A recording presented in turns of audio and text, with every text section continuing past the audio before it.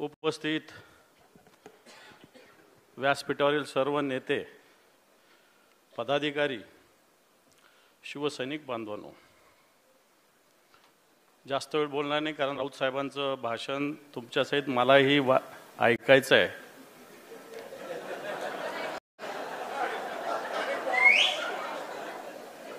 आणि आजचा रोकठोक आपण वाचला असेल. मी तसा रोकठोकचा अभ्यासक आहे, मी त्याच्यावर रिसर्च केला आहे, हे राऊत साहेबांना माहिती आहे. मला आठवतं मी 2004ला रिसर्च केला होता रोकठोकचा. तर ज्यावेळेस मनमोहन सिंगचं नाव कुठंच नव्हतं, 3 महिने आधी राऊत साहेबांनी रोकठोकमध्ये लिहिलं होतं की येणाऱ्या काळात पंतप्रधान देशाचा मनमोहन सिंग होईल म्हणून म्हटलं होतं. आणि म्हणून आजचा जो रोकठोक आहे सगळ्यांनी वाचला नसेल तर मी पुन्हा एकदा सगळ्यांना वाचून दाखवतो. मला वाटतं हेच भाषण असलं तरी काही हरकत नाही. त्याच्यात असं लिहिलेलं आहे, अमित शहा जे आपल्या इथले आहेत दाढीवाले, जे मला हलक्यात घेऊ नका म्हणतात, त्यांना किती हलक्यात घेतले बघून घ्या तुम्ही. अमित शहा, क्या शिंदे जी सुबह के 4 बज रहे, इतना क्या अर्जेंट है? शिंदे, आपको सब मालूम है यहाँ क्या हो रहा है? क्या हो रहा है? अमित शाह से बोला क्या हो रहा है, कारण ते असं चिल्लरच समजत असेल यांना.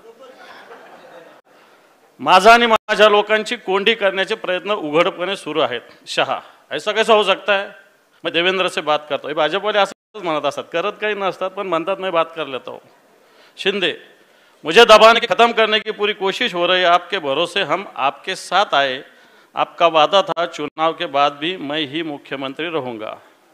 अमित शाह, हमारा 125 लोग चुन के आए हैं, तो आप कैसा क्लेम कर सकते हैं? तो मेरे नेतृत्व में चुनाव हुआ, तो कुछ नहीं, मोदी जी के चेहरे पर चुनाव, आपके नेतृत्व में कुछ नहीं हुआ. मग म्हणतो आपको क्या करना है? तो बोले मुख्यमंत्री. देखो भाई वो ठीक नहीं है, अभी नहीं हो सकता, पार्टी का ही मुख्यमंत्री होगा. फिर मैं क्या करूँ? आप बीजेपी में मर्ज हो जाओ. सांगण्याचं मला एवढंच आहे की बीजेपी में मर्ज हो जाओ, तो मेरे पार्टी का क्या होगा वो हमारे पे छोड़ दो. वो पार्टी तो हमने ही बनाई है, आप चिंता मत करो. म्हणजे भारतीय जनता पार्टीने त्यांचा पक्ष बनवलेला आहे, आपली शिवसेना यांनी चोरलेली आहे.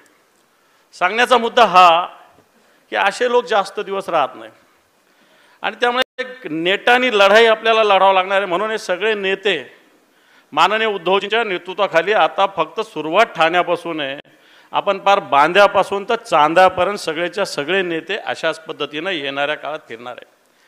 आता हे सगळे नेते बघितले तर सगळे तसं पाहायला गेलं एक सगळे अनुभवी नेते. आमच्यासारखे मी, सुनील प्रभू, आम्ही तसे नवीन आहोत, पण बाकी सगळे अनुभवी आणि ज्येष्ठ नेते. मग खैरे साहेब असतील, गीते साहेब असतील, विनायक राऊत साहेब असतील, अनिल देसाई साहेब असतील.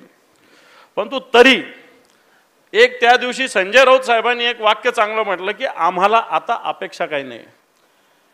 अपेक्षा काही नाही याचा अर्थ असा आहे, आता इथं अरविंद सावंत साहेबांनी कविता म्हटली, मी मराठवाड्यातला आहे, आमच्याकडे शेरोशायरी चालते, तर एक शेर आहे संजय राऊत साहेब, अपनी कोशिशों में हमें कमी नहीं है, म्हणजे आपल्या शिवसैनिकाच्या अपनी कोशिशों में कमी नहीं है. ये तो कमाल, या तो कमाल के निखरेंगे, लक्षात घ्या, या तो कमाल के निखरेंगे या लाजवाब बिखरेंगे.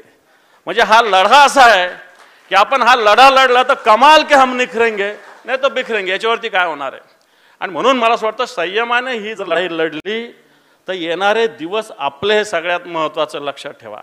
हे भारतीय जनता पार्टीच्या तुकड्यावर जगणारे लोक आहे, यांनी ठाण्याची महापालिका सुद्धा विकून खाल्ली, इथल्या ऑफिसरला द्यायला पगार सुद्धा नाही. मला वाटतं कालच विचारे साहेबांनी एक पत्र दिलेलं आहे. इथली महापालिका लुटून खाल्ली, महाराष्ट्र लुटण्याचा प्रयत्न झालेला आहे. खोट्या योजना ज्या केल्या सगळ्या योजना देवेंद्र फडणवीस बंद करू लागलेले. यांच्या सगळ्या मंत्र्यावर भ्रष्टाचाराचे आरोप आहे, सगळेच्या सगळे मंत्री.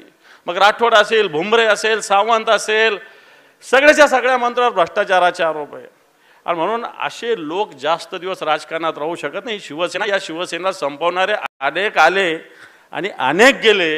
आणि म्हणून येणाऱ्या काळामध्ये हा लढा आपण सगळे मिळून ताकदीनं सुरू ठेवू आणि निश्चित उद्धवजींच्या नेतृत्वाखाली पुन्हा एकदा शिवसेना प्रमुखाची शिवसेना या महाराष्ट्रात ताकदवान बनवण्याचा संकल्प करू. मला याच मेळाव्याचा हाच संकल्प राहील असं मला वाटतं. धन्यवाद. जय हिंद, जय महाराष्ट्र.